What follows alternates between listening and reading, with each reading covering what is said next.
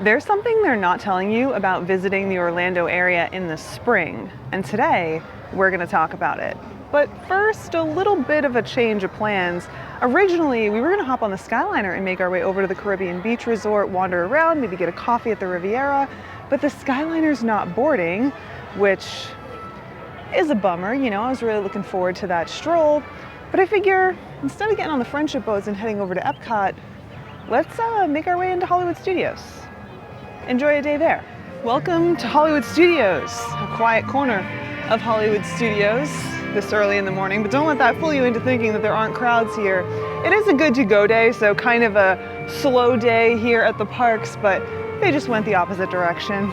Anyway, I want to talk to you a little bit about some of the things that I think you really need to know if you're going to be planning a trip to Orlando, whether that's Walt Disney World, Universal, or anywhere else during the spring. And we're having this conversation not only because I think it's important to know, and it is that time of year, but also because I've been noticing a lot of people on social media kind of taken aback by the state of things, at very least at Walt Disney World right now, specifically related to crowds and stuff like that. And I was like, you know what, we need to talk about this because this isn't as uncommon as some people think. So let's make sure that we're all on the same page and you have the info to plan right. First thing I want to talk about is weather. So let's pop into the Backlot Express. It's not open quite yet, so it should be pretty empty and quiet in here for us to chat for a second. That's what the menu looks like, by the way. This is actually really good. We had that not too long ago. It was fantastic. Who doesn't love chicken strips? But none of that right now. It's still breakfast time. Not that that's an excuse, but they're just not serving, you know? Anyway, like I said, I want to talk about the weather. Now, weather is one of those things that people talk a lot about every time they discuss vacation planning here in the Orlando area, whether we're talking, again, Walt Disney World, Universal. But one thing that I think they get wrong is assuming that it's always hot. And this is especially true during this time of year, during the spring, but it's also true during the winter months as well. Yes, Florida is in the South. In the South, it is warm, but don't let that fool you into thinking that it won't be chilly, because it often gets brisk and temperatures get lower than I think you might realize. For example, this morning it was 48 degrees and it's still kind of chilly now. I have a denim jacket and a long sleeve on. Let me check the temp. It's 58, which isn't necessarily what some of you might consider cold, but it's certainly not hot. And especially when you factor in things like humidity and shade, you can be regretting not bringing a sweatshirt or a long sleeve. So that's one of the reasons that I always recommend bringing layers. Honestly, no matter when you visit, because even when it is super hot outside, you know, in the summer months when we're creeping up on 100 degrees, if you're gonna be at the theme parks, you're gonna be ducking into a restaurant or an attraction queue, you're already hot and sweaty, the AC can be pretty crispy. So you might find yourself wanting to pull on a light jacket or a sweatshirt while you're standing in a queue waiting for that attraction for 35 minutes or over an hour. So that's just kind of a recommendation that I have when you travel, no matter when, even in the summer months, but it's especially true when you're traveling during the springtime and the winter in Florida too. Again, yes, it does get hot, but it's not always hot here. And you know what? If you don't keep that in mind, you might find yourself like so many others spending upwards of $100 on a sweatshirt just to get by. So yeah, pack some layers. All right, the next thing we need to talk about, something that you need to be aware of during the springtime, are the tour groups. From cheerleading competitions to school trips to any number of other things that'll have a large number of teenagers all wearing matching t-shirts. This time of year, we start to see a lot of that in the parks. Now, I'm not saying you should not visit this time of year for that reason. I am saying you need to be aware of it, and if it's something that you can't necessarily handle, just take that into consideration.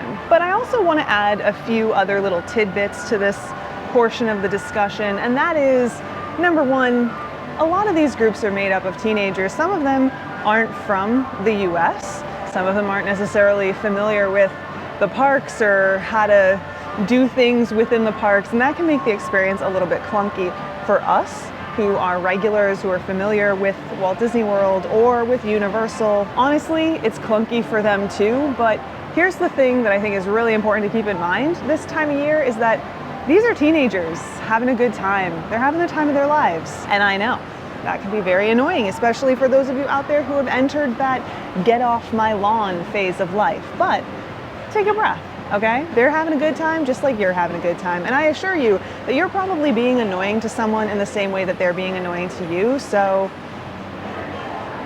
you know, take a breather. Now, I find that the best way to manage being in the parks alongside these groups is to just steer clear of the matching t-shirts or matching backpacks or the little flags, you know where these tour groups are, right? So just try and steer clear of them when you can. You can't always, but you can do your best. But more than anything else, I find it helpful to just remember that you were that age at one point too. So give them some grace. Also, we were just kind of hanging out for a second in Pizza Rizzo, which its days are numbered. In fact, this whole area is kind of hanging on by a thread. It's going to be closing relatively soon. Don't worry though, we are going to make our way over to Pizza Rizzo and get not only some pizza, of course, but one of you suggested that we get the meatball sub, so obviously we have to. And I just got myself some pressed pennies. Muppet Vision 3D pressed pennies. I don't know if you can see them, but here they are. 3 of them. Now, I want to say that somewhere here is a Pizza Rizzo pressed penny. I wonder if it's inside. We'll have to keep our eye out for that. Maybe pop in a little bit later, or I don't know, maybe just save it for when we come here and grab some lunch. Anyway, the next thing on our list that we have to discuss are the crowd levels. Now, visiting in the springtime means visiting during spring break. And I know what some of you are thinking, hold on a second, spring break is like a week or two. But no, unfortunately you'd be wrong. Spring break is actually a pretty significant chunk of time. And the reason for that is because all different school districts, all different parts of the country, they all have spring break at different times, even though it's like within the same time frame. So that's important to keep in mind, especially if you're planning on visiting just outside of your spring break window. You might be visiting smack dab in the middle of someone else's. So it's a little bit harder to avoid the spring break crowds than you might think. Now, before we fully move away from here, I'm gonna keep wandering around, but I wanted to show you the Pizza Rizzo menu since we looked at the one over at Backlot. I'm definitely gonna get the pepperoni and sausage, and then of course there's that meatball sub. Should we get this? The spicy Italian sausage sub? I don't know, should we get the whole menu? Oh, decisions. Fortunately, we've got time. Now, just because the spring break crowds are here in the Orlando area doesn't necessarily mean that I think you should avoid this area like the plague. I mean, there are plenty of ways to kind of bob and weave through the crowds and experience the parks, even when it's crowded, without having a terrible time. We talk about them here on the channel. And you know, the truth of the matter is, this time of year, spring break, may very well be your only opportunity to visit. And so, just like people who can only visit during Christmas or any other busy time of the year, the solution isn't to necessarily go, nah, I'm not gonna do it at all. The solution is to go, okay, what can I do to make this a better experience? And there's a long list. There's a long list of things that you can do. But the key, like the most important part, is just recognizing that this is something that you're gonna encounter right off the bat, you know? Knowing that it's gonna be crowded, knowing that it might take you a little bit longer to wait in attraction queues or get your food, and adjusting your plans accordingly. It isn't as complicated as some people make it out to be. It's definitely doable. By the way, we were just kind of hanging out here for a second at the benches by this shop that's been closed for a significant amount of time. It's actually right beneath the Little Mermaid Theater, which, as you can kind of see, the whole marquee is down. So normally Ariel's up there and there's a bit of a billboard.